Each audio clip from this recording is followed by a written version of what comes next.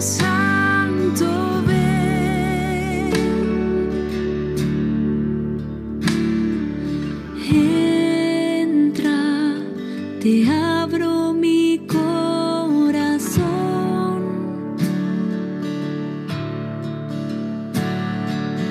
Lléname con tu amor. Inúndame, satúrame.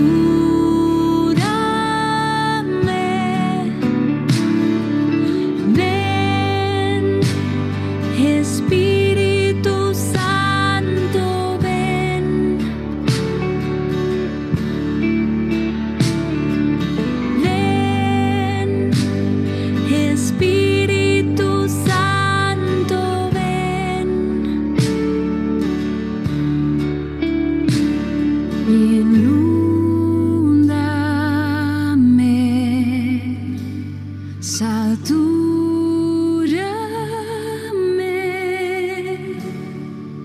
Ven, Espíritu Santo, ven.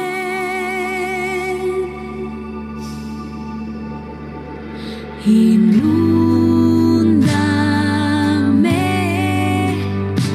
satúrame. Ven, Espíritu Santo, ven. Ven, Espíritu Santo, ven. Ven, Espíritu Santo, ven.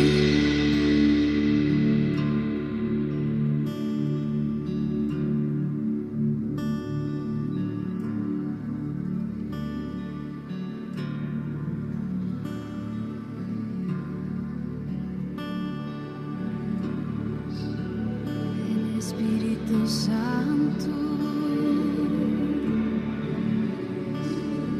Ven, Espíritu Santo.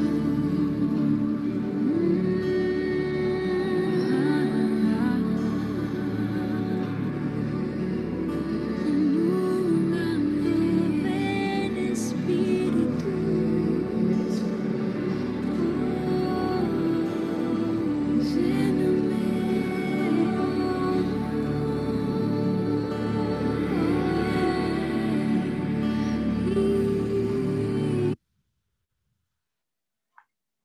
En el nombre del Padre, del Hijo, del Espíritu Santo. Amén. Ven, Creador Espíritu, visita nuestras almas. Tu don divino llene los pechos que creaste. Te llamas el Paráclito, el don del Dios Altísimo, fuente viva, amor, fuego y espiritual ungüento. Autor de 7 dones, de Dios dedo derecho, fiel promesa del Padre, que por nosotros hablas, alumbra los sentidos, el corazón ilumina y sin cesar conforta nuestra vida tan frágil. Ahuyenta al enemigo, danos la paz muy pronto, contigo como guía, todo mal evitemos.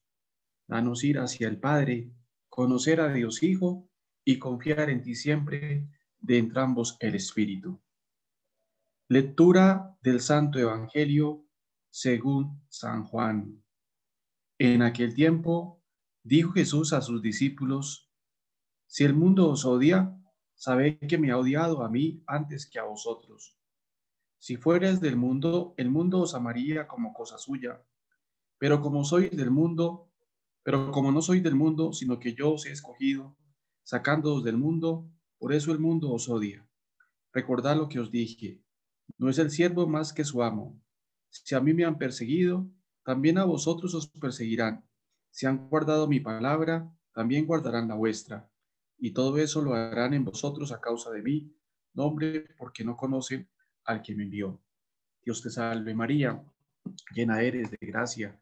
El Señor es contigo. Bendita tú eres entre todas las mujeres, bendito es el fruto de tu vientre, Jesús. Santa María, Madre de Dios, ruega por nosotros pecadores, ahora y en la hora de nuestra muerte. Amén. Bueno, muy buenos días para todos ustedes. Bienvenidos nuevamente a este curso de neumatología. Hoy vamos a estudiar otras características del Espíritu Santo. Recordemos que para hablar del Espíritu Santo, la Iglesia ha acuñado un lenguaje, es decir, unos símbolos que muestran las diferentes dimensiones del Espíritu Santo. Así como el agua, el aceite representa al Espíritu Santo, el fuego también representa al Espíritu Santo. Y hoy vamos a hablar entonces del fuego. Él os bautizará en Espíritu Santo y fuego. Fijémonos cómo la palabra, especialmente en los evangelios, se nos dice que el Señor Jesús nos bautizará en Espíritu Santo y fuego. Y por eso nosotros insistentemente le debemos decir a nuestro Señor Jesús que nos bautice con el Espíritu Santo, es decir, con el Espíritu del Padre. Esa debe ser una oración constante, una oración continua, porque todos los días el Espíritu Santo debe renovar nuestra alma, nuestra mente, nuestro espíritu y nuestro ser. Verdaderamente los hombres y las mujeres de Dios son aquellos hombres y mujeres que han tomado conciencia de la presencia del Señor, y como han tomado conciencia de la presencia del Señor, siempre están en una actitud continua de oración. Por eso se nos dice que hay que orar continuamente, orar sin cesar, para cultivar la relación con el Señor.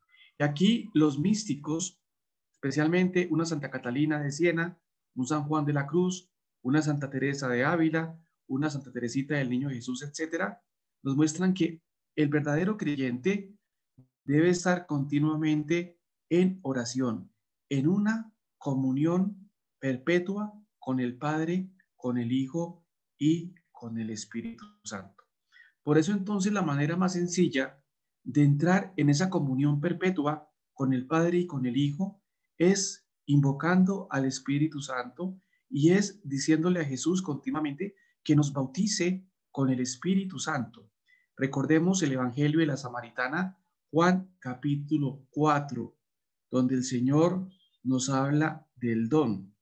Le dice Jesús a la samaritana: si conocieras el don de Dios. Y eso también es para cada uno de nosotros. Si conociéramos el don de Dios, nosotros le pediríamos el don de Dios y lo otro vendría por añadidura. Es decir, que lo que nosotros debemos pedir en primera instancia es el don del Espíritu Santo. Porque teniendo al Espíritu Santo en nuestro corazón, en nuestra alma, en nuestra mente, en nuestro espíritu, en nuestro ser, nuestra vida cambia. Y nuestra vida cambia en cuanto a qué? Que vemos la vida desde la óptica de la fe y estudiamos y analizamos los conocimientos a partir de la fe y los acontecimientos a partir de la fe. Es decir, hacemos una mirada de la historia a partir de la fe. Después del viento y del agua, viene ahora otro símbolo natural del Espíritu Santo, el fuego. Entonces, fijémonos que la Iglesia, en la tradición, para hablar del Espíritu Santo, se apoya en el viento, se apoya en el agua, y en este momento se apoya en el fuego para hablar de la acción del Espíritu Santo. La Escritura se complace en hablarnos de las realidades divinas por antinomias, es decir, por opuestos. El agua genera la vida, el fuego la destruye. El Espíritu Santo crea la vida nueva, es cierto, pero haciendo morir la vida vieja. Entonces, si bien es cierto, por el bautizo hemos nacido para Dios, por el fuego, el Espíritu Santo nos purifica del hombre viejo y nos sana y nos libera del pecado. Recordemos que nosotros, con la gracia del Espíritu Santo, debemos dar muerte al hombre viejo que llevamos en nuestro corazón. ¿Y qué significa el hombre viejo? ¿O cómo se representa el hombre viejo? El hombre viejo, el hombre carnal, es el hombre que está en el pecado. Es el hombre que está encerrado en el egoísmo, en la ira, en la envidia, en la cólera, en la lujuria, en la soberbia. Y con la ayuda del Espíritu Santo debemos morir a ese hombre viejo y entrar por el hombre y la mujer del Espíritu, es decir, por el hombre y la mujer abiertos en primer lugar a Dios. Y al estar abiertos a Dios, estaremos abiertos a las criaturas. Es interesante ver la vida en este caso de dos santos muy importantes y queridos para la tradición dominicana. En primer lugar, nuestro Padre Santo Domingo y también San Francisco de Asís, dos hombres del siglo XIII que se abren en primer lugar a Dios. Ojo, se abren en primer lugar a Dios, es decir, se relacionan en primer lugar a Dios y Dios hace que ellos se abran al hombre, que se abran a las personas, que dejen de ser egoístas y que se entreguen al servicio de la comunidad a través de la predicación. Pero esa experiencia no solamente ocurre en Santo Domingo y en San Francisco, ocurre en todos aquellos que se han abierto a Dios. Cuando uno se abre a Dios, Dios por medio de su espíritu lo acoge. ¿Y lo acoge para qué? Para que uno se entregue al servicio de la comunidad y se abra al servicio de la comunidad. Es decir, entrar por el camino del amor, por el camino del servicio y por el camino de la misericordia. Si ustedes aplican este principio a todos los santos y las santas, ¿quiénes son los santos y las santas? Pues fueron hombres y mujeres que tuvieron una experiencia profunda de Dios. Es decir, fueron al desierto, se dejaron interpelar por la palabra del Señor y después se entregaron al servicio de la comunidad. Eso lo podemos ver en una santa contemporánea que muchos de nosotros alcanzamos a ver aquí en la tierra, Teresa de Calcuta. La Madre Teresa de Calcuta tiene una experiencia profunda de Dios o tuvo una experiencia profunda de Dios. Y a partir de esa experiencia profunda de Dios, Teresa de Calcuta se entregó al servicio de los pobres. ¿Qué significa esto?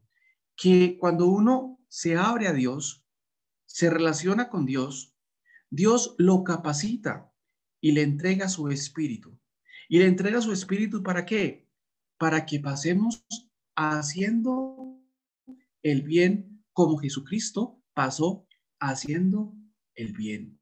Entonces hay que pedirle al Señor que nos dé su espíritu para que verdaderamente nazcamos a la verdadera vida, pero también que nos dé su espíritu para que sea el Espíritu Santo el que purifique el hombre viejo que llevamos en nuestras vidas, que nos libere del pecado, que nos libere de todo aquello que nos encadena, de todo aquello que nos ata.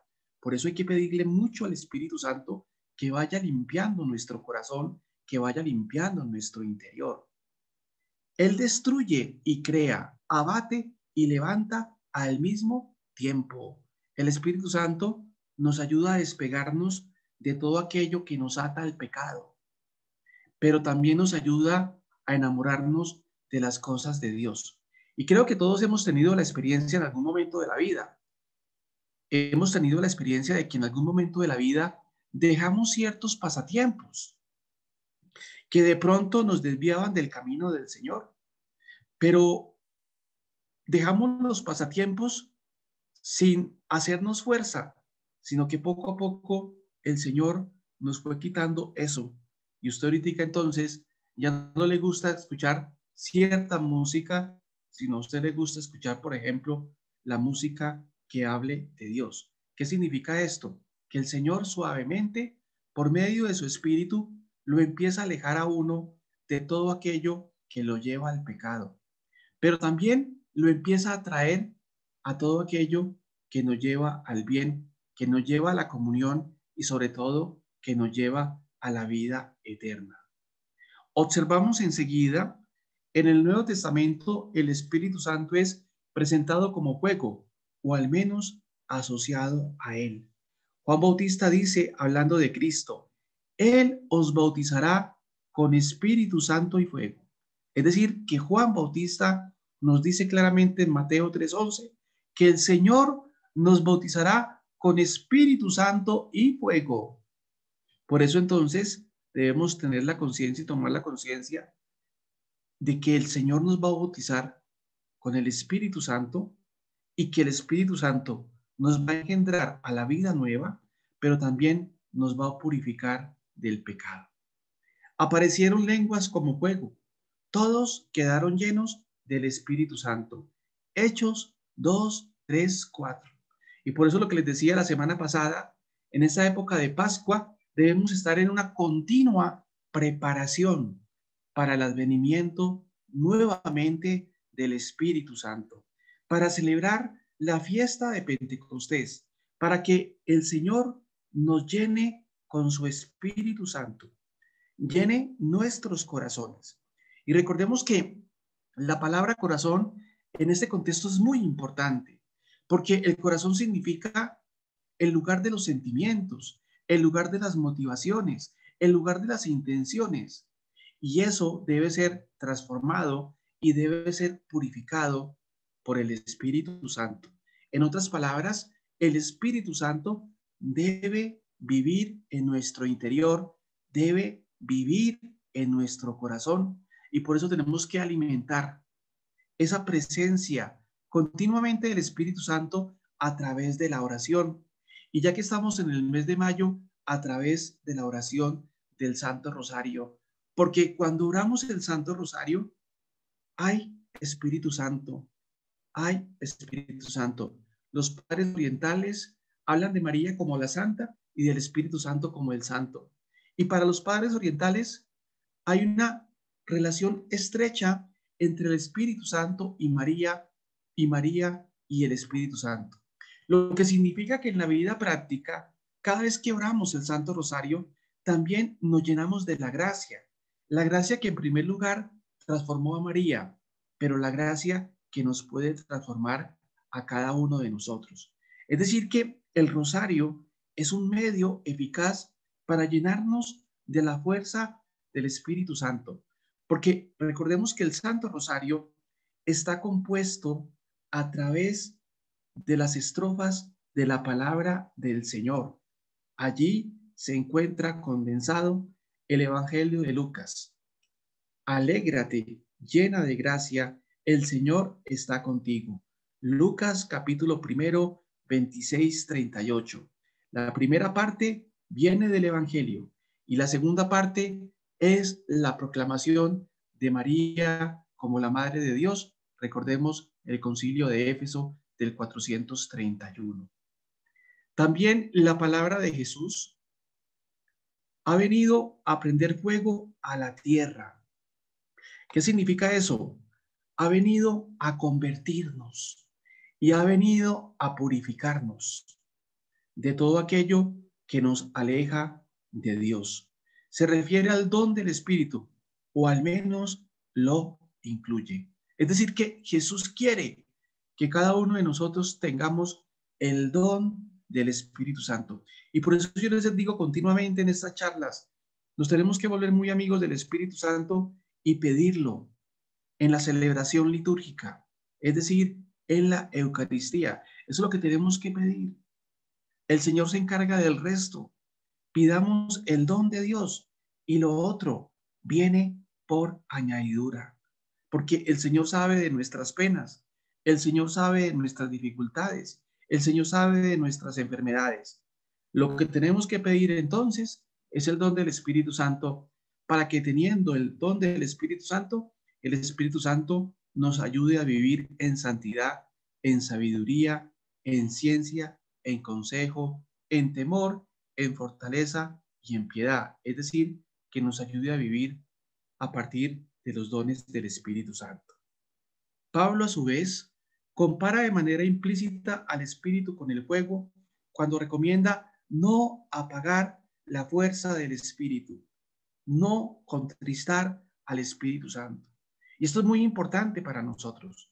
No podemos alejar al Espíritu Santo, no podemos apagar la fuerza del Espíritu, No podemos contristar al Espíritu Santo. ¿Y cómo contristamos al Espíritu Santo? Con el pecado, con el pecado, con todo aquello que va contra Dios. Y por eso debemos estar en una continua presencia del Señor, lo que también les he mencionado en muchas ocasiones. Anda en la presencia del Señor y serás perfecto. ¿Y cómo andamos en la presencia del Señor? Pues en el corazón, alabando, adorando, invocando y alabando al Señor con todo el corazón. Recordemos que la alabanza atrae la fuerza del Espíritu Santo. Donde hay alabanza, está el Espíritu Santo. Y recordemos que hemos nacido para alabar, para bendecir, para adorar al Señor, porque somos criaturas que dependemos del Señor. Ese es el secreto para vivir en la felicidad de Dios. No significa que no hayan problemas, no significa que no hayan enfermedades, no significa que no hayan dificultades. Lo que significa es que a pesar de ello, sentiremos una paz en nuestro corazón. Y aquí se me viene a la mente la experiencia de Martha Robin, una mística francesa que a pesar de sus padecimientos, a pesar de sus dolores, sentía en su corazón una paz y una felicidad. Entonces, aquí voy con esto, que cuando tenemos al Espíritu Santo verdaderamente, a pesar de las dificultades, el Espíritu Santo nos trae paz en el corazón, nos trae tranquilidad en la conciencia y nos trae serenidad. Porque recordemos que lo primero que da el Espíritu Santo al alma, al hombre y a la mujer es la paz que proviene de Dios. Recordemos los evangelios. Y Jesús entró y le dijo a los discípulos, la paz esté con vosotros. Pero es que la paz se relaciona con el Espíritu Santo. Entonces, no hay que contristar al Espíritu Santo con el pecado. ¿Y cómo podemos contristar también al Espíritu Santo con el pecado? Con las malas palabras, con los malos pensamientos y sobre todo con la tristeza de corazón. Por eso, antes de hablar de 7 pecados capitales, antes se hablaban de 8 pecados capitales y se colocaba allí la tristeza de corazón. ¿Por qué? Porque la tristeza contrista al Espíritu Santo. La tristeza proviene del maligno. Y por eso nosotros no podemos ser presa de la tristeza, de la melancolía, de la congoja, sino todo lo contrario. A pesar de todo, debemos amar a Dios y sobre todo debemos alabar a Dios. ¿Por qué?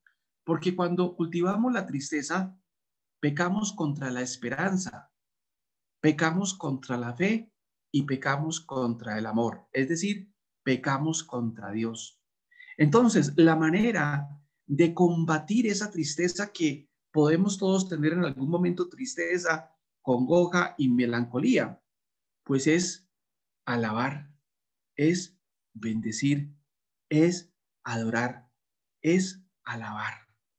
Yo les vuelvo a decir, la alabanza rompe cadenas, rompe ataduras y los grupos que alaban son grupos que crecen en la experiencia del Espíritu Santo. En cambio, los grupos que no alaban o que han dejado la alabanza, poco a poco se van apagando al Espíritu Santo. Porque recordemos el Apocalipsis. En el Apocalipsis, los santos, los ángeles, están en una continua adoración. Santo, santo, santo, santo. Es decir, están alabando al Padre, al Hijo y al Espíritu Santo. Lo que significa que nosotros ya desde acá, debemos estar en esa actitud de alabanza, de adoración y de contemplación, porque es lo que vamos a hacer en el cielo. En el cielo, con la gracia de Dios, vamos a tener una visión, la visión de la gloria. Y en esa visión de la gloria, ¿cómo vamos a estar? ¿Cuál va a ser nuestra actitud? Alabando continuamente al Padre, al Hijo y al Espíritu Santo. Lo que significa entonces es que desde ya hay que estar en esa actitud de alabanza, de contemplación, de adoración al Padre, al Hijo y al Espíritu Santo. Por eso Jesús le dice a la samaritana, si conocieras el don de Dios, ¿por qué? Porque el don de Dios, que es el Espíritu Santo, es el que nos ayuda a estar en una profunda adoración, en una profunda contemplación. Y eso obviamente nos va a transformar y nos va a hacer santos. Entonces yo les digo, no contristemos al Espíritu Santo cultivando la tristeza, cultivando la melancolía, cultivando la congoja, sino verdaderamente acrecentemos la fuerza del Espíritu Santo alabando y bendiciendo. Por eso entonces se impone que ustedes allá en sus casas, en grupos de personas, alaben, hagan cenáculos de oración y de alabanza.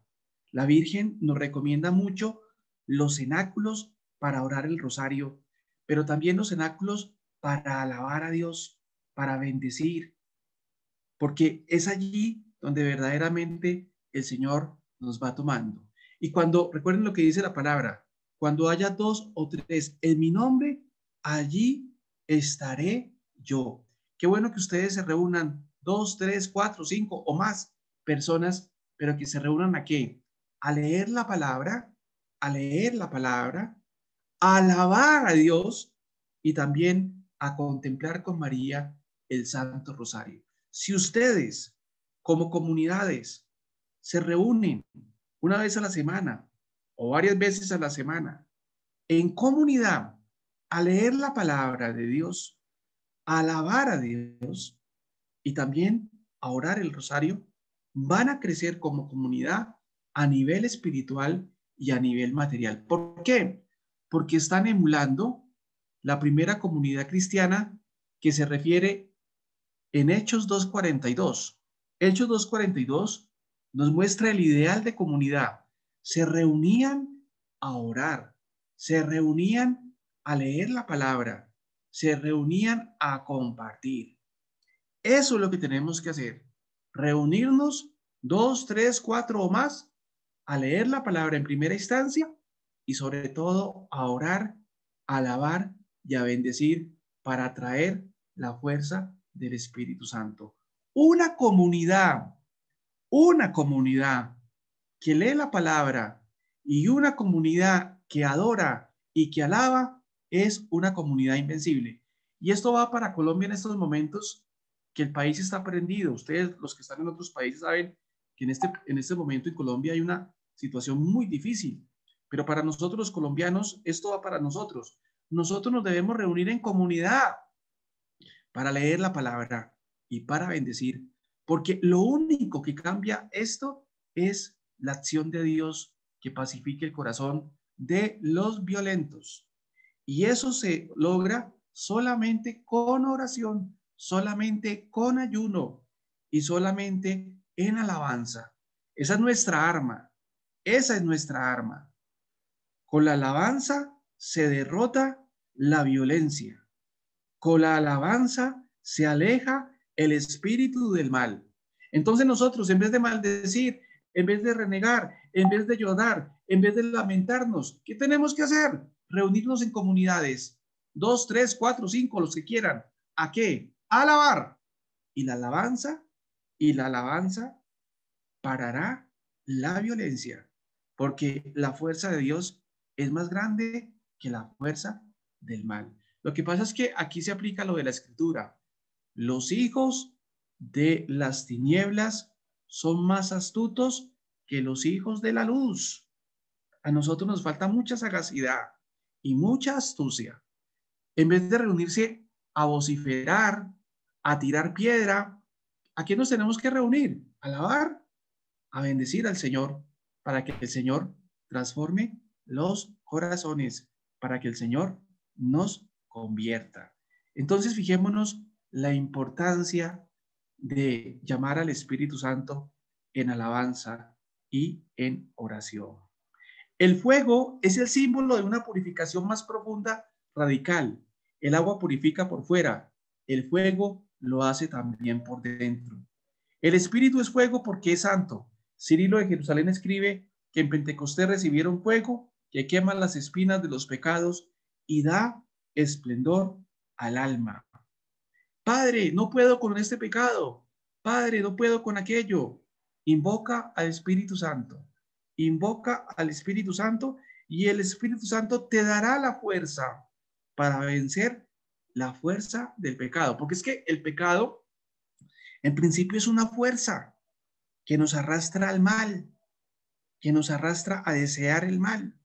Así como el bien nos arrastra a desear el bien, el mal nos arrastra a desear el mal. Entonces, ¿qué hay que pedir? El don del Espíritu. ¿Para qué? Para que sea el Espíritu Santo el que nos arrastre al bien y el que nos quite los deseos y las ganas de pecar. El Espíritu Santo es la remisión de todos los pecados. El Espíritu Santo es aquel que nos purifica en lo más íntimo, disuelve en nosotros el corazón de piedra, destruye el cuerpo del pecado y refunde en nosotros la imagen de Dios. Ojo con esto, el Espíritu Santo nos purifica en lo más íntimo, es decir, en el interior del corazón, porque ¿de dónde nace el pecado? Del interior del corazón, porque del interior del corazón ¿sabe qué? ¿Sale qué? La rapiña, la ira, el adulterio, la envidia, todo aquello que va contra Dios. Pero también del interior del corazón sale lo bueno. Por eso hay que purificar ese interior del corazón y el único que puede hacer eso es el Espíritu Santo, que puede purificar ese corazón que es un corazón de piedra, es decir, un corazón encerrado en el egoísmo. Ustedes conocen a personas que son egoístas, pero en el fondo, ¿qué tienen? Tienen un corazón de piedra que las vuelve insensibles al otro. Y un pecado que clama al cielo es la insensibilidad frente al dolor del otro. ¿Y qué ocurre? Que nos podemos volver insensibles al dolor y al sufrimiento del otro. Por eso la compasión es criterio de salvación en cuanto que yo por la compasión me abro al otro y me asemejo a Dios. ¿Por qué? Porque Dios es compasivo. ¿Y qué significa eso? Que si en mi corazón hay compasión, es decir, hay sensibilidad por el otro, estoy imitando el proceder de Dios. Entonces hay que pedirle al Espíritu Santo que rompa ese corazón de piedra, que destruya el pecado que está en el interior, esa fuerza de pecado y sobre todo que nos ayude a calcar la imagen de Dios. Es decir, ¿a qué? A parecernos día tras día a Dios. Esa es la experiencia de los santos. Los santos destruyen con la fuerza de Dios el cuerpo del pecado y se convierten a Dios de todo corazón. Y por eso la conversión es un asunto para toda la vida, porque toda la vida nos tenemos que convertir, cambiar la mentalidad. ¿Y quién hace posible eso? La acción del Espíritu Santo. ¿Por qué? Porque yo con mis solas fuerzas no puedo. Y todos hemos tenido esa experiencia de fracaso. Nosotros, por nuestras propias fuerzas, no podemos. Es la acción del Espíritu Santo. Y por eso se impone la oración. Porque ¿qué hace la oración? Nos capacita para enfrentar el espíritu del mal. Nos da la fuerza para no pecar. Nos da la fuerza para salir del pecado. Porque cuando oramos, en el fondo, estamos pidiendo la acción del Espíritu Santo. Ya Jesús lo dice en el Evangelio, vigilad y orad para no caer en tentación. Hay que vigilar, pero hay que orar para no caer en tentación. El Espíritu Santo, por tanto, no es solo el efecto de la justificación, es también la causa. El pecado del hombre no queda solo tapado, no imputado y casi ignorado por Dios, sino al contrario, es realmente destruido y borrado. Es decir, es el Espíritu Santo el que borra nuestros pecados. Por eso una buena confesión sincera borra todos tus pecados.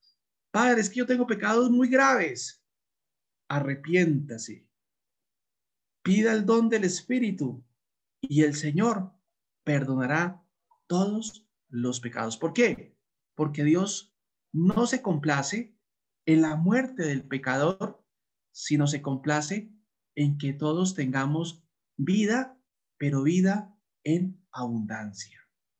También la iglesia tiene el poder de perdonar los pecados, pero solo porque tiene el Espíritu Santo, quien es quien tiene el poder de perdonar los pecados. Recordemos en el Evangelio de San Juan, Jesús entra y le da a sus discípulos el Espíritu Santo. Insufló sobre ellos el Espíritu Santo. Recordemos ese Evangelio de San Juan. La iglesia es el lugar donde arde el Espíritu que destruye los desechos del alma y mantiene limpia la ciudad de Dios. Un itinerario penitencial con el Espíritu Santo. El Espíritu Santo es una caracterización suave. El Espíritu Santo llama a la puerta de la conciencia con el remordimiento, la abre con la confesión, entra en ella con el arrepentimiento, la libera con la absolución, la transforma con la justificación, la inflama con su fervor. ¿Y dónde está la figura de lo que estamos diciendo? Para que ustedes lo lean en la casa. Lucas capítulo 15. El hijo pródigo. En el hijo pródigo, si ustedes lo leen, van a ver estos pasos. El hijo peca, se aleja de Dios, se gasta toda su fortuna, pero en medio de ello, toma conciencia de que se ha alejado de Dios, es decir, siente remordimiento. Es decir, que el remordimiento que sentimos en nuestro corazón, en principio, es el llamado de Dios a la conversión. Y por eso debemos tener una conciencia delicada. Y por eso debemos formar nuestra conciencia. Tenemos que formar nuestra conciencia. ¿Y cómo formamos nuestra conciencia? Leyendo, en primer lugar, la palabra de Dios. En segundo lugar, invocando al Espíritu Santo. En tercer lugar, estudiando lo que la iglesia dice en materia de fe, en materia de costumbres, a través del catecismo, a través de la escritura. Y por eso es necesario entonces conocer el catecismo de la iglesia y conocer la tercera parte, la vida moral en Cristo. ¿Qué debemos hacer y qué no debemos hacer para conocer la moral de la iglesia que se desprende de una experiencia profunda de Dios? Ese remordimiento que es producido por el Espíritu Santo lo abre a la confesión, es decir, coloca en el corazón el deseo de la confesión, el deseo de acercarse a la confesión. ¿Cuántas veces hemos experimentado que vamos a un santuario, pero de pronto no queríamos confesarnos o no se nos había pasado la idea de confesarnos? Y cuando entramos al santuario, como que nos da las ganas y sentimos los deseos de confesarnos. ¿Eso es quién? Dios, que te está moviendo a la confesión. Pero para ello entonces hay que invocar continuamente al Espíritu Santo. Y por eso antes también de confesarse, hay que invocar al Espíritu Santo para que el Espíritu Santo ilumine la conciencia, nos ilumine la conciencia. Y esta confesión nos entra con el arrepentimiento, porque el arrepentimiento surge en el interior. Es decir, el arrepentimiento viene del interior. Es el acto de contrición perfecta, sentir, digámoslo así, ese arrepentimiento. Pero en el fondo la palabra no es sentir, en el fondo la palabra es consentir, es querer arrepentirme de mi pecado. Y el pecado se libera con la absolución, se transforma con la justificación y salimos llenos de amor, llenos de fervor, llenos de felicidad. ¿Cuántos de nosotros hemos tenido la experiencia grata después de la confesión? Que nos sentimos libres, nos sentimos justificados, nos sentimos perdonados, nos sentimos satisfechos. ¿Por qué? Porque Dios trae la alegría al corazón. El proceso de separación del pecado empieza con el remordimiento. Este actúa con un pensamiento que quema, un gusano que roe y no muere.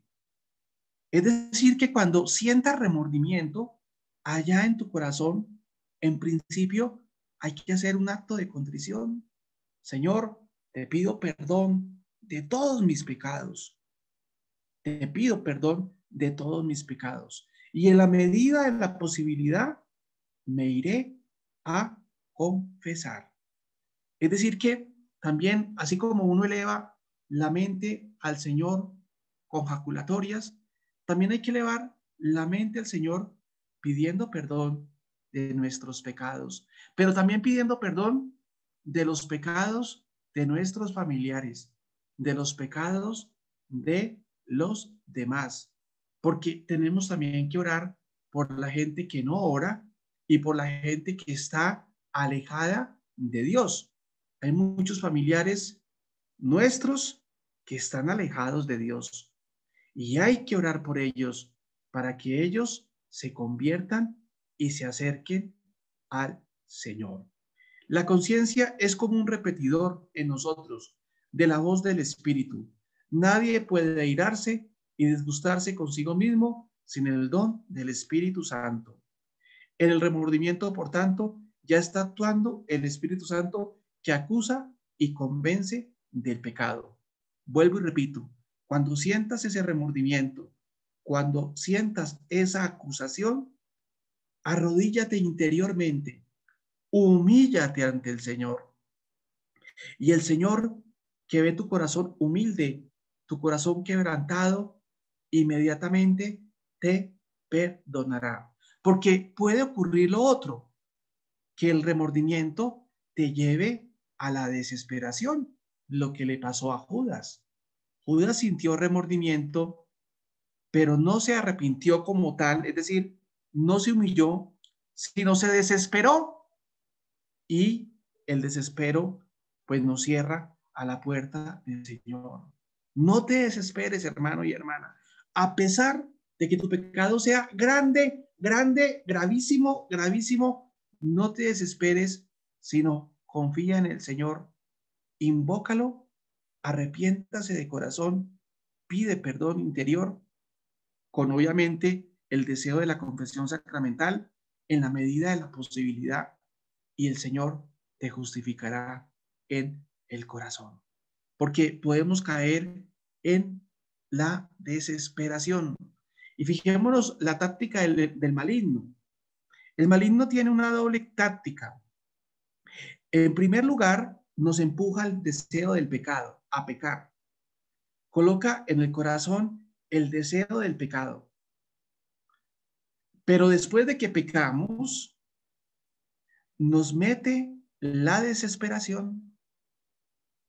Entonces, lo que tenemos que hacer es evitar obviamente el pecado, pero si tuvimos la desdicha de pecar, humíllate, arrepiéntase, pide perdón a Dios.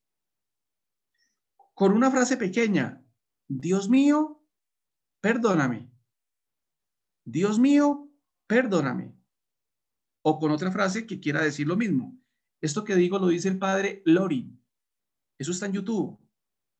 Dios mío, perdóname. Como dice el padre Lorin, o decía porque ya murió, es fácil de decir y es fácil de hacer. Dios mío, perdóname. Lo mismo antes de acostarse. Haga eso. Perdóname, Señor, si he pecado hoy. Dios mío, perdóname.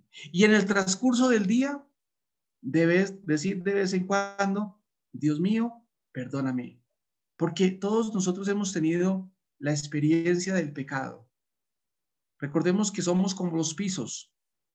Todos tenemos la experiencia en nuestras casas, la experiencia de nuestros pisos y especialmente del piso de las cocinas. Se ensucia continuamente. Usted lo limpia y al minuto ya se ensucia. Eso mismo ocurre en nuestra vida. Nos ensuciamos con malos deseos, con malos pensamientos, con malas palabras, con envidias que salen del corazón, con egoísmos, con muchas cosas que nos van afeando. Pues continuamente debemos pedirle al Señor perdón. Debemos decirle al Señor, perdónanos, Señor. Y debemos continuamente invocar la acción del Espíritu.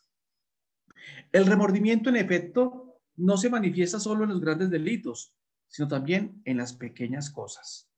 Con ello, el Espíritu actúa como un papá o una mamá que educa a su niño y le ayuda a crecer. Ora con sonrisas de aprobación, ora frunciendo el ceño en señal de desaprobación. Tenemos que ir haciéndonos cada vez más sensibles a las llamadas que el Espíritu nos hace, llega a través de la voz de la conciencia y tomarnos en serio los pequeños remordimientos. Por ejemplo, el hecho de no haber rezado, de haber hablado mal del hermano, de haber tratado con poco amor a un pobre, de haber faltado a la verdad, de haber concedido a los ojos una curiosidad morbosa.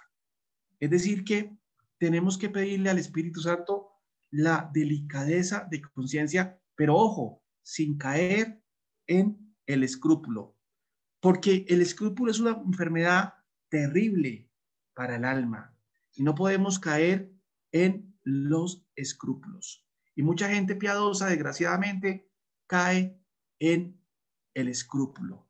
Y el escrúpulo, pues lo hace sufrir y lo puede llevar al desespero. Entonces, ¿cuál es el mejor remedio frente al escrúpulo? Invocar al Espíritu Santo y estudiar el catecismo de la Iglesia en cuanto a la materia de moral para saber qué debemos hacer y qué no debemos hacer. ¿Qué es lo que significa educar la conciencia y educar nuestra fe? Recordemos que estamos llamados a educar nuestra conciencia y a educar nuestra fe. Y por eso estos programas es para educar la fe, para conocer las verdades de la iglesia, para conocer las verdades de la fe. Sobre todo debemos sin demora transformar cada remordimiento en arrepentimiento. Cuando sientas remordimiento, arrepentimiento. Te remuerde la conciencia, pide perdón. Llama al Señor. Dile que te perdone. Dile que a pesar de todo, lo sigues amando. Y por eso también la importancia de alabar y de adorar a Jesús en la Eucaristía. Del remordimiento a la alegría del perdón. Cuando escuchamos nuestro remordimiento, nos conduce a la confesión y a la alegría del perdón. Con la confesión, el alma abre la puerta al Espíritu. Por supuesto, la confesión se tiene que renovar constantemente para que no se convierta en una práctica legalista y siga siendo lo que tiene que ser, un encuentro personal con el Cristo resucitado. Recordemos que los sacramentos son encuentros y en la confesión nos encontramos cara a cara con el Señor. Y por eso ese encuentro lo debemos preparar para encontrarnos con el Señor. Debemos disponer el corazón para encontrarnos con el Señor. Y el Señor, pues obviamente, saldrá a nuestro encuentro. Y por eso la confesión cada mes o cada vez que lo necesites, sabiendo que la confesión perdona todos los pecados mortales, todos los pecados graves, pero la confesión también nos aumenta la gracia. Y en la confesión ejercitamos la virtud de la humildad que es tan necesaria para la vida de Dios, para la vida cristiana. Santa Teresa lo dice claramente, el que anda en la humildad, anda en la verdad, y el que anda en la verdad, anda en la humildad. Y la humildad, en principio, es reconocernos criaturas de Dios, reconocernos dependientes del Señor, pero también reconocernos que hemos cometido pecado y que necesitamos de Dios y que necesitamos de la comunidad. Entonces hay que ser humildes. Y en la confesión se vive la humildad porque es un reconocimiento de nuestra debilidad, es un reconocimiento de nuestro pecado. El criterio para distinguir el remordimiento sano de los falsos remordimientos de culpa es precisamente este. El remordimiento sano tiene como causa algo que está mal en presencia de Dios. El falso remordimiento, en cambio, tiene como causa algo que está mal para la sociedad y sus convencionalismos, es decir, para lo que dicte el mundo. Mucha gente se mueve por el qué dirán, pero no nos debe mover el qué dirán, nos debe mover la conciencia ante Dios. Eso es lo que nos debe mover. Pero mucha gente se deja cautivar por el mundo. Cuando hablo en este contexto de mundo, lo hablo de una perspectiva peyorativa. ¿Qué es el mundo?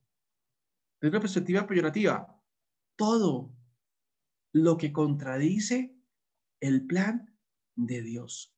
Y recordemos que el Evangelio de Juan, aunque no lo nombra, uno lo puede deducir. El que no está en mí se seca y es tirado afuera y es quemado. ¿Qué nos tira afuera?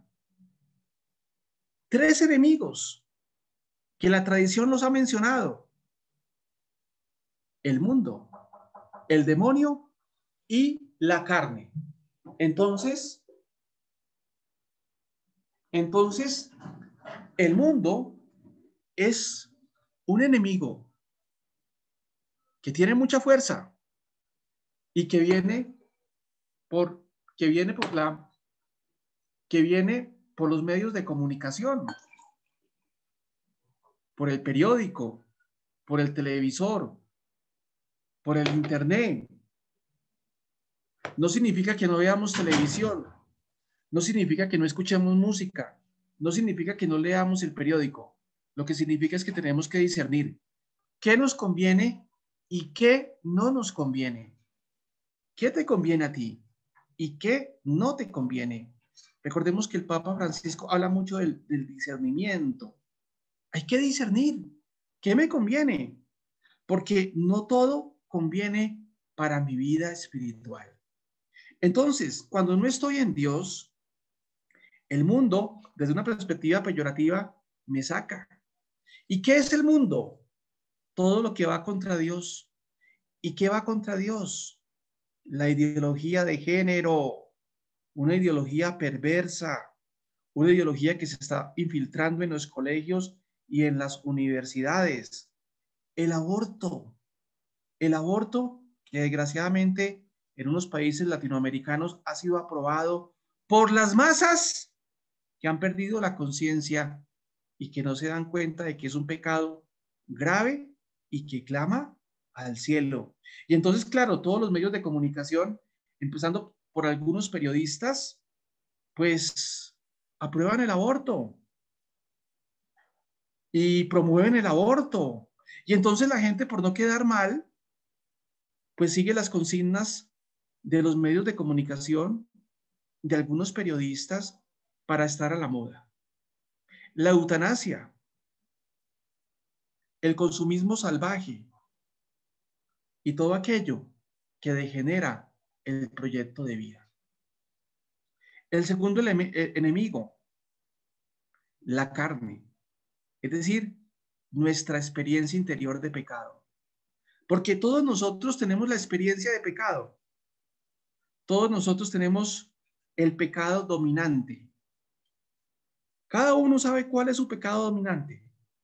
¿Y qué tenemos que hacer? Luchar contra ese pecado dominante que en el fondo es un pecado capital, es decir, que es la cabeza de muchos pecados. Pero tenemos que luchar contra ese pecado. Y el tercer enemigo, que es un enemigo oculto, difícil en principio de comprender, pero que ejerce una influencia en el mundo, el demonio, que desgraciadamente para muchos teólogos lo han desconocido. Pero cuando miramos la tradición de la iglesia y el catecismo de la iglesia lo dice claramente a través del catecismo, el maligno, el demonio, un ángel caído, tiene existencia. Entonces, si no estamos en el Señor, si no estamos en el Señor, el mundo, el demonio y la carne nos tira fuera. Es decir, nos secamos y es decir, nos quemamos. Entonces, por eso tenemos que pedir al Espíritu Santo que nos abra la mente, porque esos tres enemigos son muy poderosos. ¿Quién habla bien de esto? Muchos santos, obviamente, pero San Juan de la Cruz. Y San Juan de la Cruz habla de las cautelas. La cautela contra el mundo, la cautela contra el demonio y la cautela contra la carne. Cada cautela tiene 3 cautelas, es decir, son 9 cautelas. Y él va a dar unos criterios para luchar contra el mundo, para luchar contra el demonio, para luchar contra la carne, que obviamente las podemos adaptar a nuestra vida y a las circunstancias actuales de nuestra vida. Entonces, importante tener en cuenta eso. Pero hasta la confesión más perfecta es estéril y no abre la conciencia al espíritu sin arrepentimiento y la confusión. Judas hizo su confesión, he pecado entregando a un inocente, pero su confesión no iba acompañada por un verdadero arrepentimiento y por la esperanza del perdón, por eso no le aprovechó.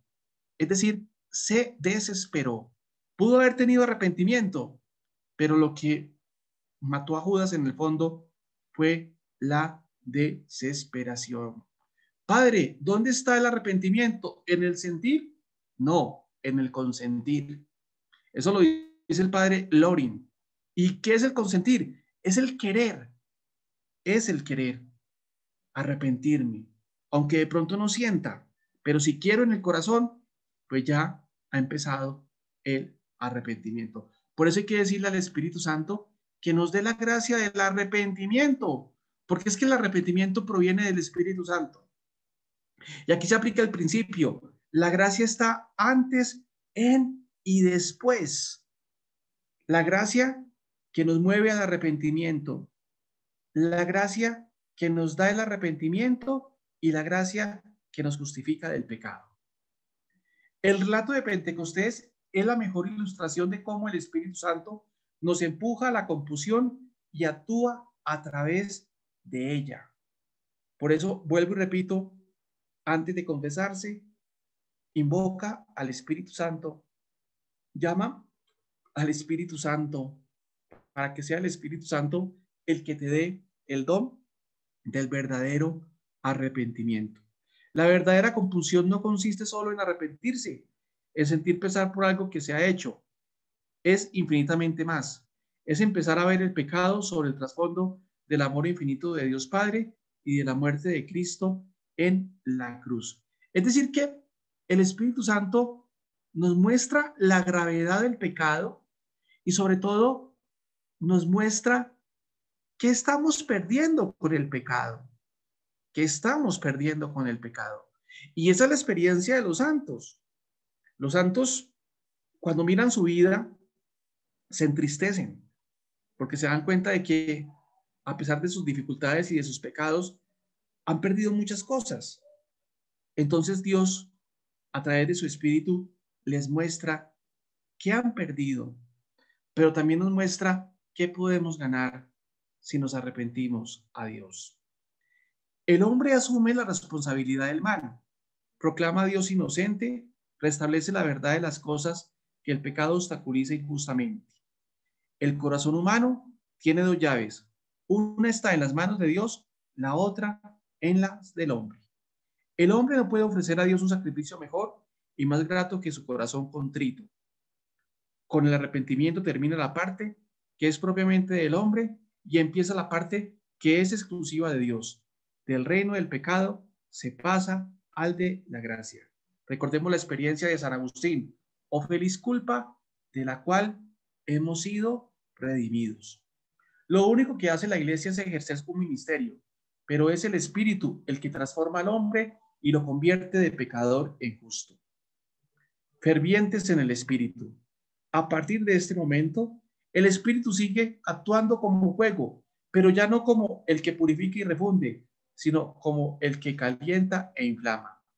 San Agustín dice que con el símbolo de la paloma, la Escritura ha querido indicar la sencillez y con el fuego, el fervor.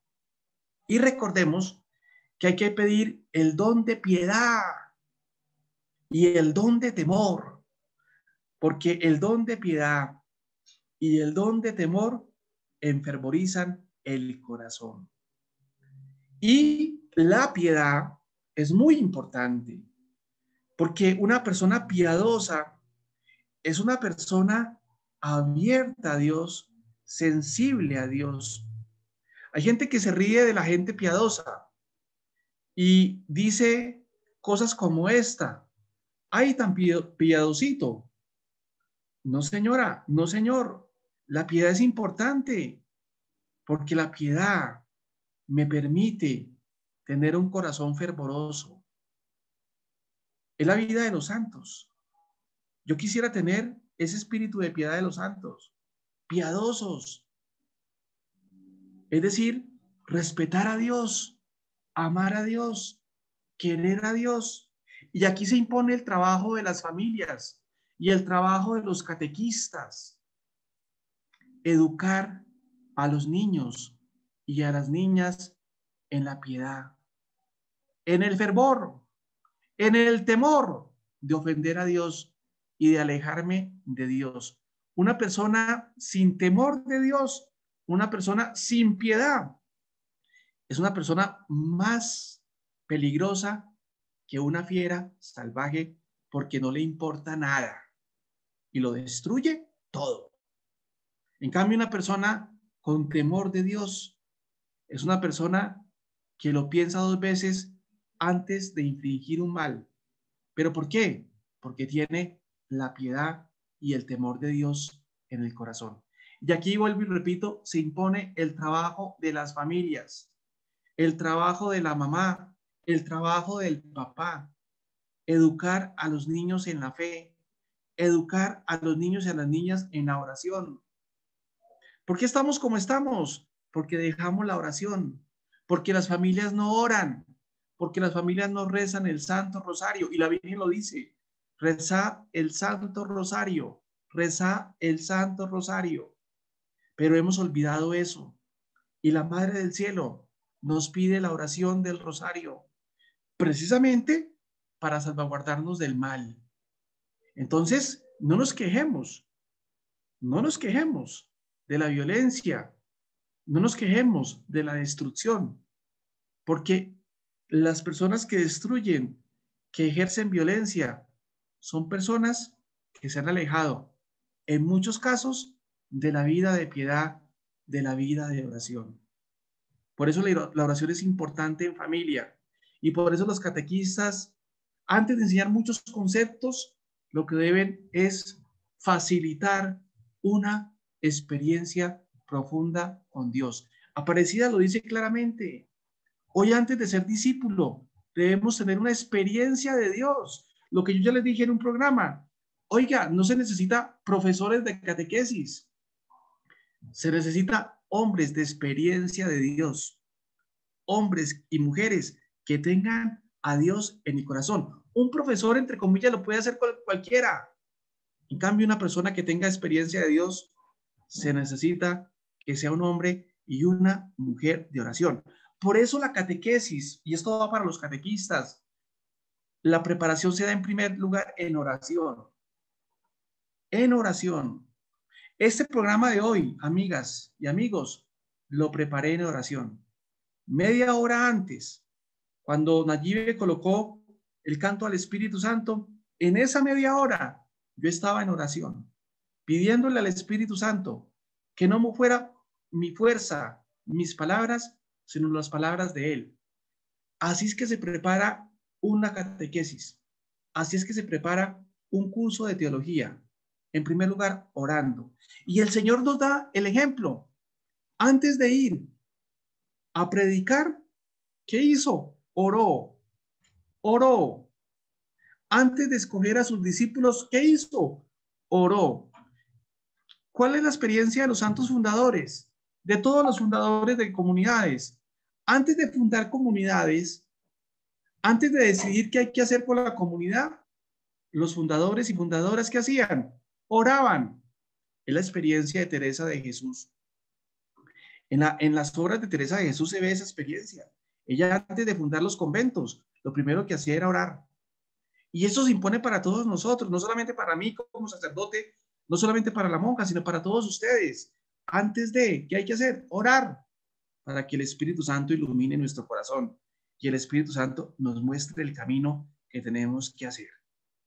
También para San Juan de la Cruz, los efectos de la llama de amor viva son dos: purifica el alma y le infunde fuerza, viveza y ardor por Dios. Esto es muy importante. ¿Qué hace el Espíritu Santo en primer lugar? Purifica el alma. ¿De qué? Del pecado. Segundo, nos da la fuerza para predicar, para hablar de Dios, para no tener miedo. Porque a veces nosotros los católicos, déjeme decirle, nos da miedo decir que somos cristianos católicos, nos da terror. Y ahí las otras comunidades cristianas, los hermanos separados, nos llevan años luz, porque a esa gente no le da miedo hablar de que son cristianos. Pues a nosotros tampoco nos debe dar miedo de que somos cristianos católicos.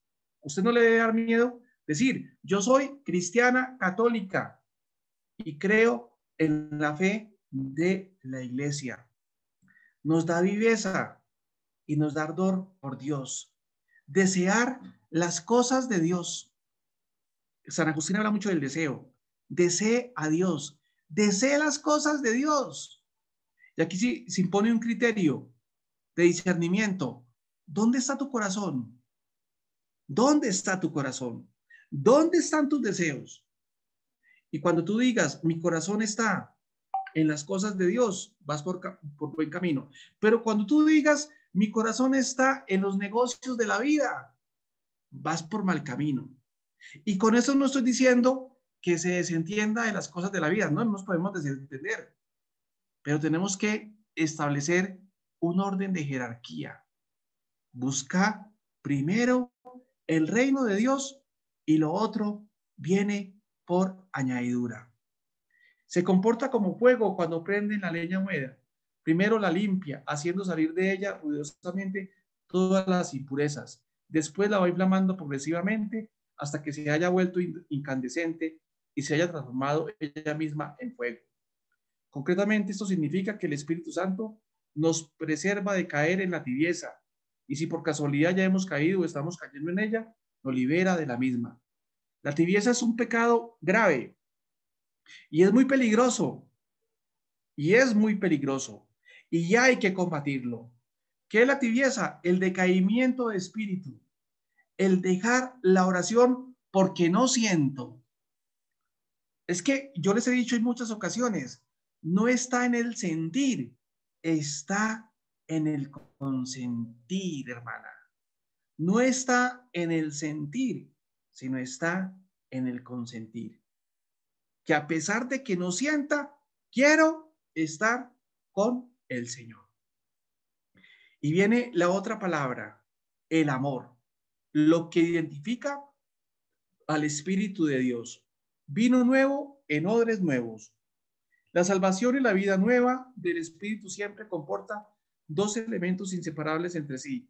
un elemento negativo y otro positivo. El elemento negativo consiste en la eliminación del pecado, en el acto de algo quitar. Os purificaré de todas vuestras impurezas e idolatrías. Jesús, con su muerte y resurrección, es a su vez autor de la novedad. Ya hemos visto que el Espíritu Santo actúa también a la hora de liberarnos de la decrepitud. Los nombres utilizados para designar la realidad positiva infundida en nosotros con el bautismo son varios: vida nueva, gracia, filiación divina, don del Espíritu, nueva creación. Uno de esos términos es caridad, amor. El amor es la demostración de que hemos pasado de la muerte a la vida. Estábamos muertos por el pecado y ahora vamos a pasar a la vida. Tras habernos presentado pues con el título de agua viva, al Espíritu como autor de regeneración y de vida nueva, el Beni Creator, con el título de fuego, nos ha permitido contemplar el elemento negativo de esta vida, que consiste en la eliminación del pecado. Es decir, el fuego, que es el Espíritu Santo, nos quita el pecado, nos purifica del pecado. Ahora, con el título de caridad, nos permite contemplar en todo su esplendor el elemento positivo de la misma. Al Espíritu Santo se le llama justamente caridad. Primero, porque debido a su naturaleza une a aquellos de los que procede y se revela una sola cosa con ellos. Segundo, porque Él hace que permanezcamos en Dios y Dios en nosotros. Es decir, cuando tienes al Espíritu Santo, por el principio de pericoresis, tienes al Padre y tienes al Hijo. En efecto, así como de entre los dones de Dios ninguno es más grande que la caridad, del mismo modo no hay don más grande que el Espíritu Santo. Lo que ya les dije, Jesús le dice a la samaritana: si conocieras el don de Dios. Y eso es lo que usted tiene que pedir y yo tengo que pedir. Pidamos, pidamos todos los días de la vida el don del Espíritu Santo. La oración por la mañana, amigo y amiga, es dar gracias por el nuevo día, pero sobre todo pedir el don del Espíritu para que el Espíritu Santo lo acompañe en el transcurso del día. Para comprender lo que hay detrás del título de amor, tenemos que considerar ahora tres cosas. Primero, el Espíritu es amor en la Trinidad, por cuanto une entre sí al Padre y al Hijo. Segundo, el Espíritu Santo es caridad en la Iglesia, por ser vínculo de su unidad. Tercero, el Espíritu Santo es caridad en cada creyente, ya que le hace experimentar el amor de Dios. Es decir, hay que experimentar el amor de Dios. Padre, ¿cómo hago para experimentar el amor de Dios? Entonces haga este ejercicio. Cuando se levante un nuevo día, dígale al Señor: gracias, porque me diste un nuevo día. Cuando pueda comer un alimento, gracias, porque puedo comer. Cuando tenga una satisfacción, gracias. Es decir, el Señor todos los días nos da regalos. El regalo de la vida, el regalo del alimento, el regalo de la fraternidad, el regalo de la amistad, el regalo del trabajo, el regalo del estudio, el regalo de la misma producción. Por eso, en palabras de Teresita del Niño Jesús, todo es gracia. El regalo también de una enfermedad, porque Dios permite a veces la enfermedad para quebrantar nuestro corazón, para que nosotros nos convirtamos. ¿Cuántas veces la gente, a partir de una enfermedad, empieza un proceso de encuentro con Dios? Por eso hay que ver todo desde la fe. El Espíritu Santo, amor del Padre y del Hijo. Hay tres cosas que se dicen del Espíritu Santo en el Nuevo Testamento y que impresionan de un modo especial a San Agustín. El Espíritu es don, comunión y gozo. Oiga, don es un regalo, comunión me permite estar en comunión con el Padre y con el Hijo, y gozo. El Espíritu Santo es un don. El Espíritu Santo es además comunión. El Espíritu Santo, en tercer lugar, es júbilo, gozo. El amor es, por así decirlo, el contenido de la comunión. La comunión no es otra cosa que el encuentro en el amor de varios seres espirituales y dotados de uso de razón. Para amar se necesita una que ama, otro que es amada y el amor mismo, que es la lógica de la Trinidad. En la Trinidad el Padre es el que ama, la fuente y el principio de todo. El Hijo es el amado y el Espíritu Santo es el amor con el que se aman. El Hijo es verdad, el Espíritu es caridad y el Padre es poder. La misma tradición latina ha considerado la sabiduría como uno de los máximos dones del Espíritu Santo y ha desarrollado el tema del Espíritu como luz y como verdad. El Espíritu caridad en la Iglesia.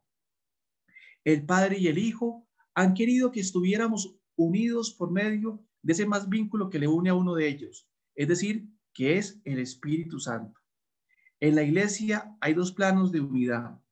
El plano visible de los signos, llamado comunión de los sacramentos, y el plano invisible llamado comunión de los santos, que se realiza cuando nos adherimos mediante la caridad a la unidad del cuerpo y somos animados por el Espíritu Santo.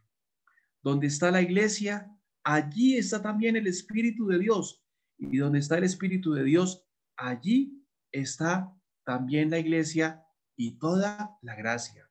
La contemplación del Espíritu como caridad y amor nos puede servir de ayuda también en el camino hacia la unidad de todos los cristianos.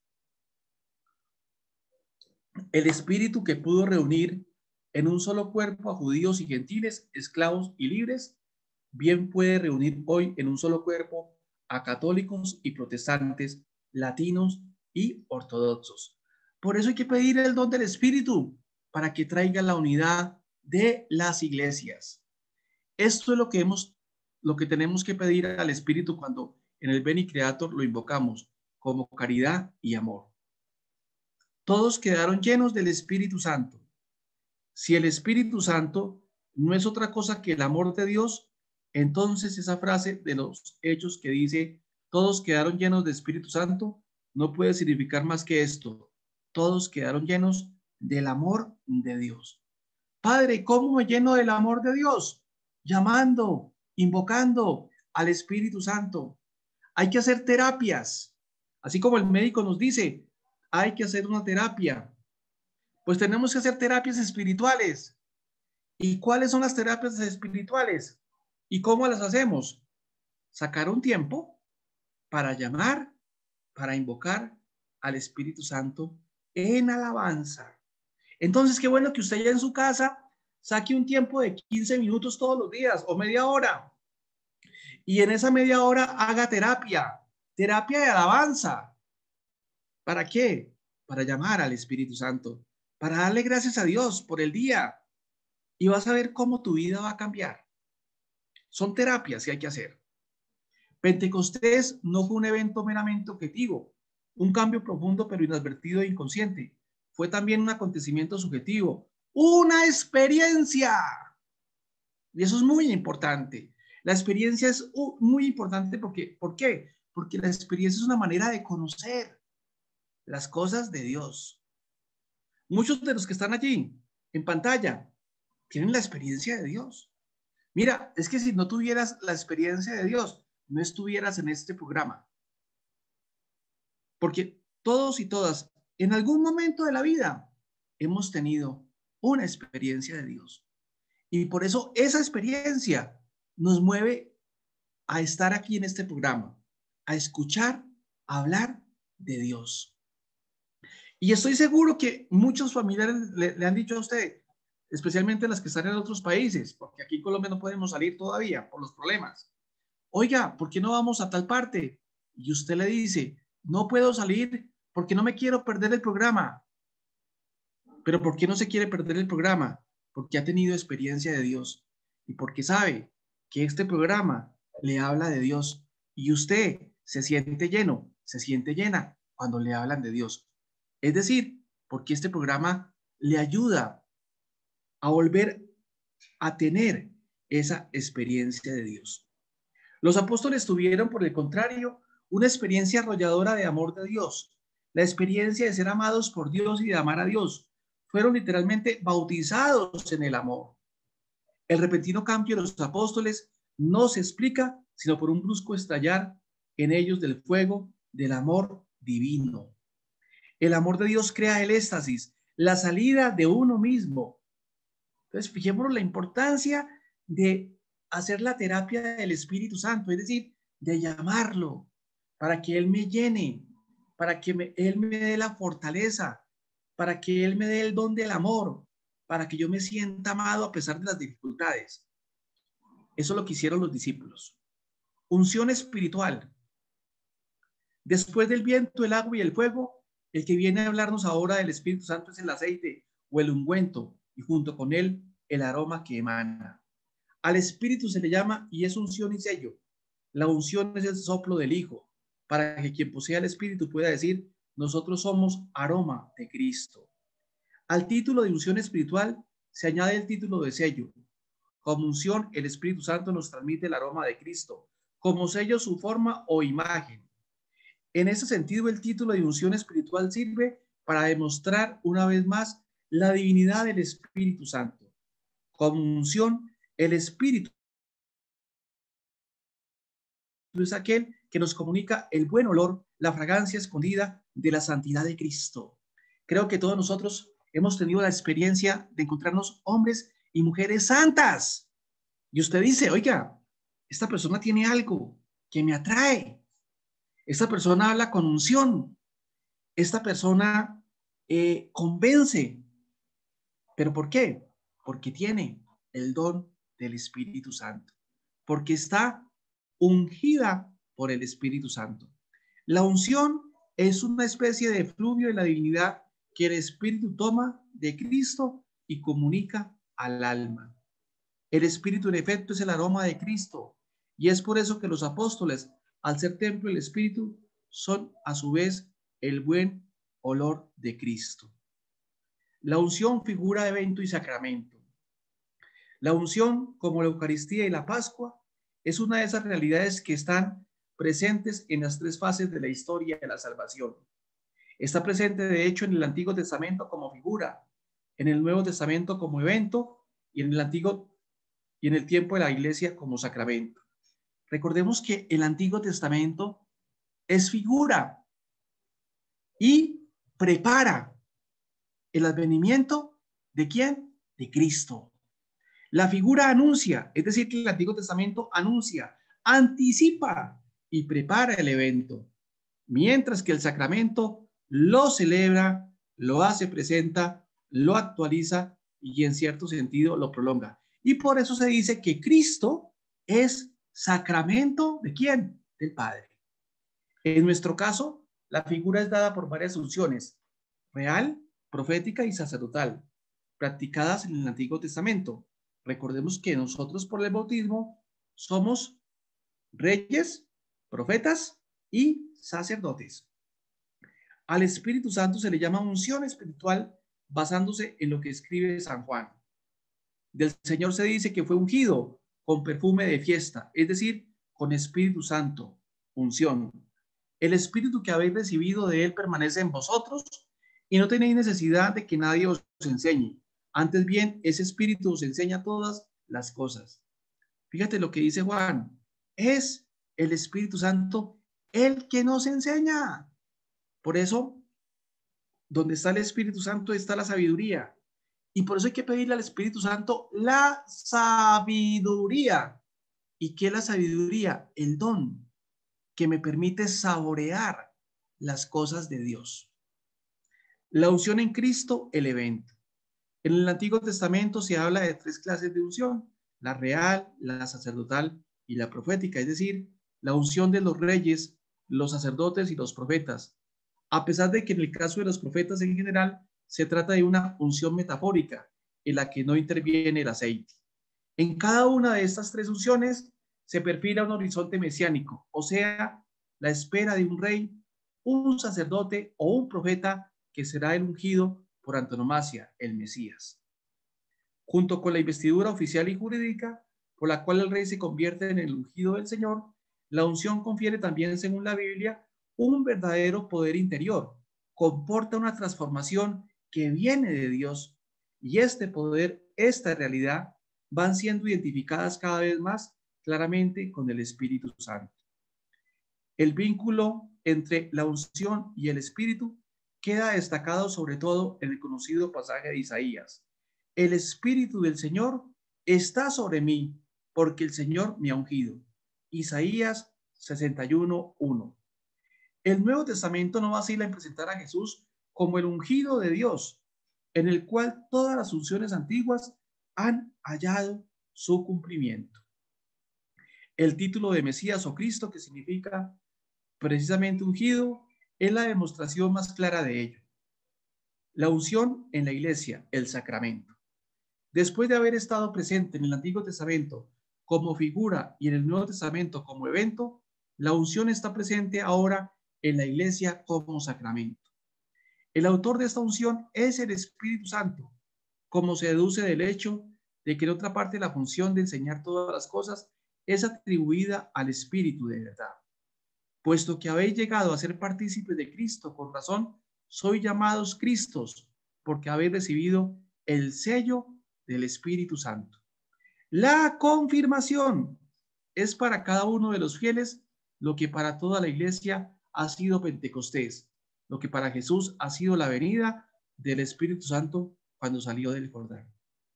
Y ojo, porque desgraciadamente cuando celebramos el sacramento de la confirmación, se torna en una celebración fría, cuando debe ser una celebración importantísima, porque es que nada menos y nada más adquirimos la llenura de ese Espíritu Santo que se nos ha dado en el bautismo.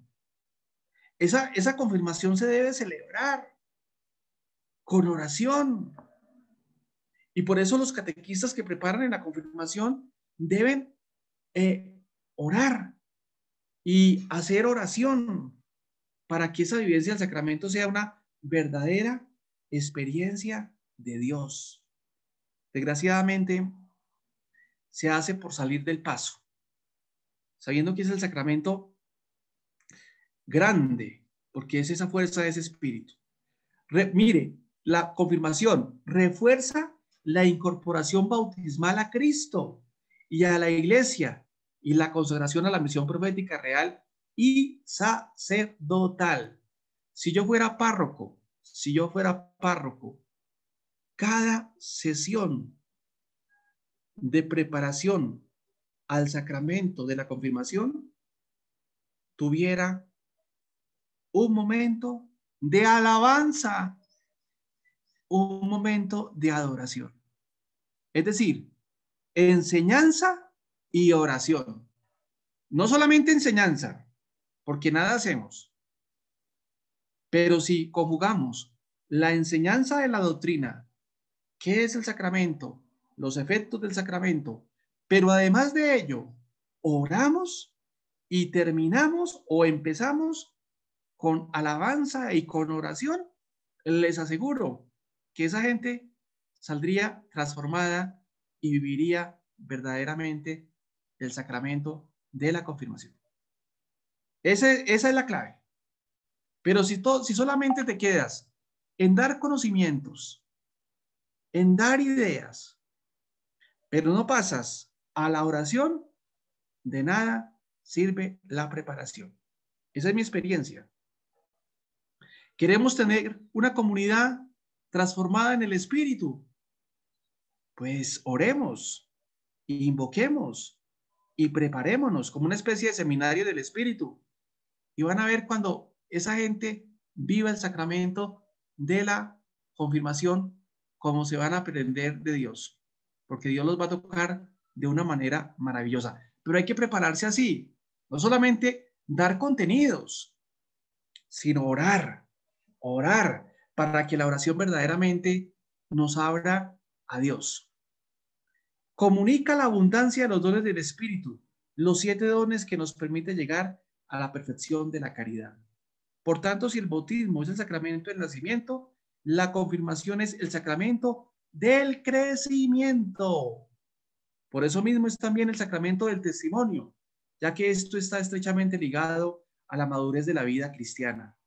Lo más novedoso y lo más bonito es que se subraya el vínculo entre la confirmación y Pentecostés y entre la confirmación y la concesión de los carismas.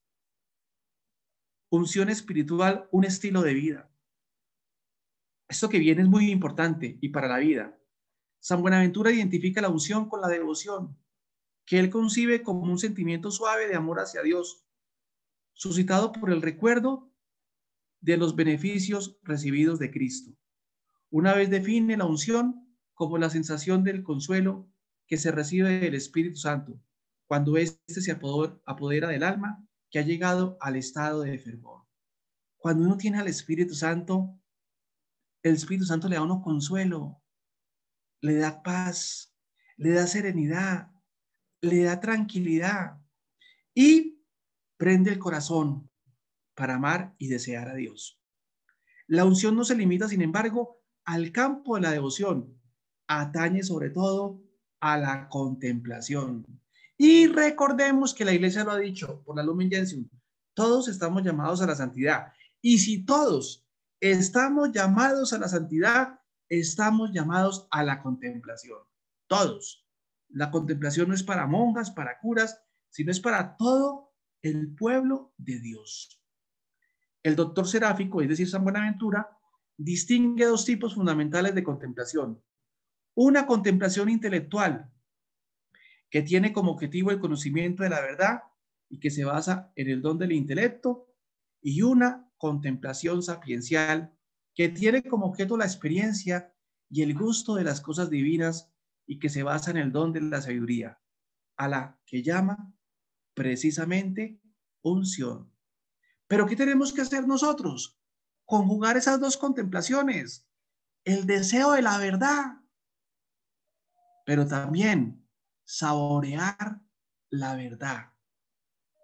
No solamente hay que conocer la verdad, que es conocer a Dios, sino saborear a Dios.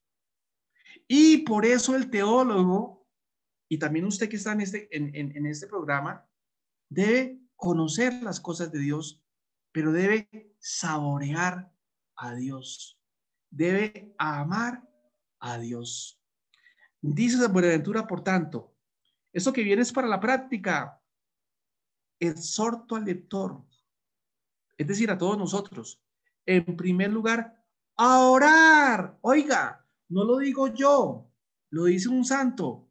¿Qué hay que hacer? Orar.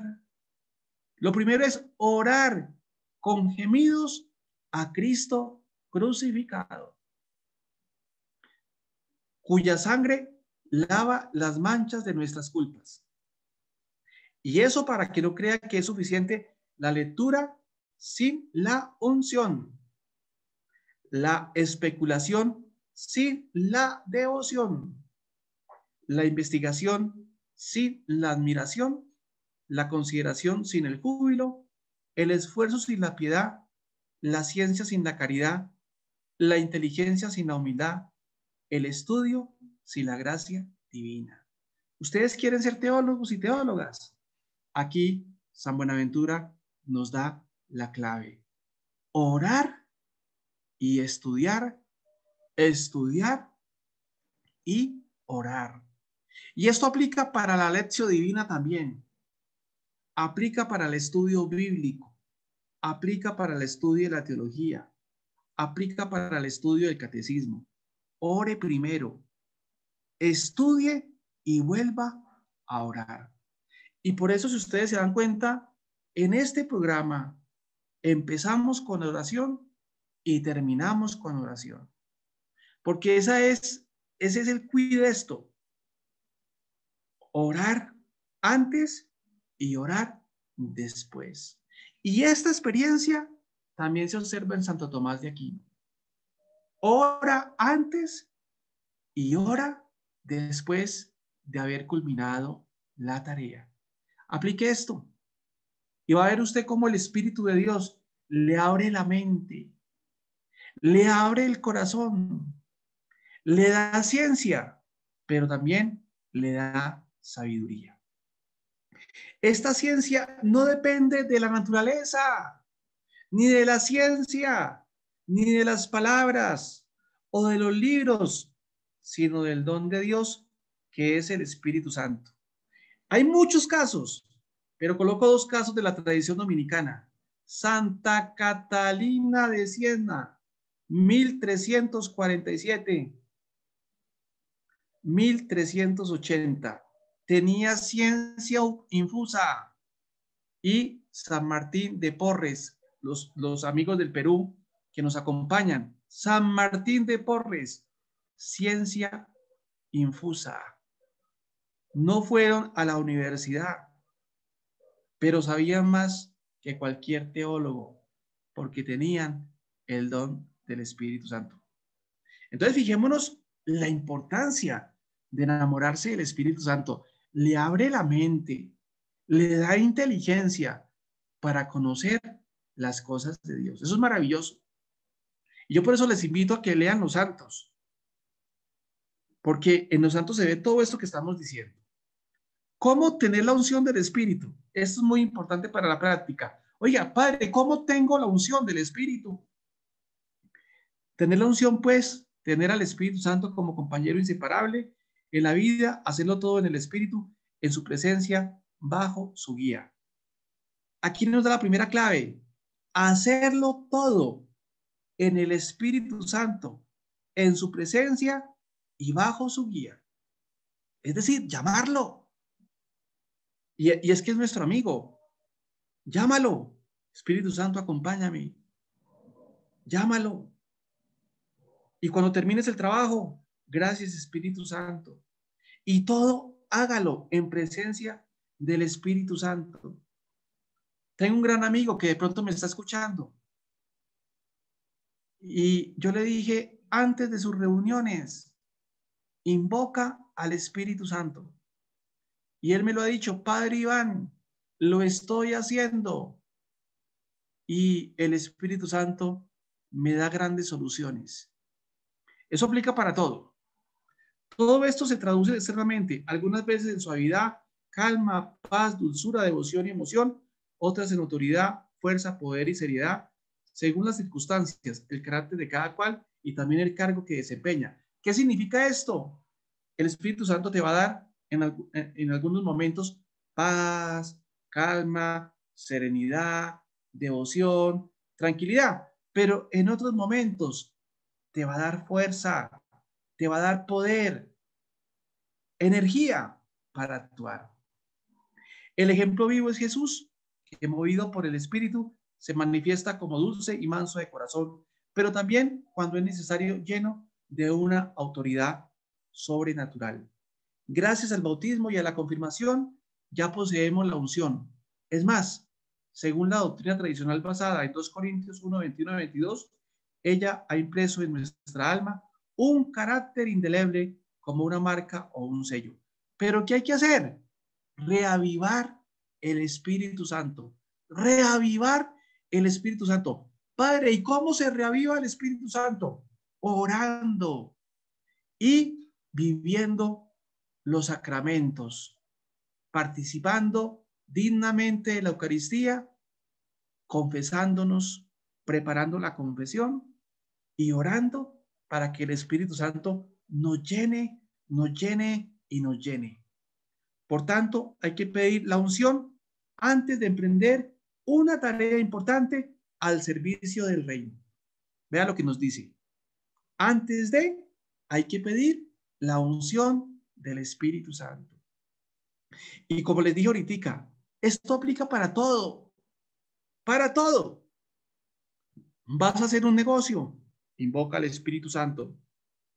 Eres médico, antes de atender a tus pacientes, pide al Espíritu Santo sabiduría. Eres abogado, antes de atender a tu cliente, pídele al Espíritu Santo. Entonces, hermanas y hermanos, hay que pedir al Espíritu Santo. En un monasterio de Colombia, en Ocaña, las fiscales, es decir, y las juezas, van al monasterio y le piden oración a las hermanas. Y dicho por las hermanas, las juezas y las fiscales le dicen a las hermanas: que ellas han experimentado el poder de la oración cuando van a emitir justicia. Entonces, fíjese que esto es para la vida, llamar al Espíritu.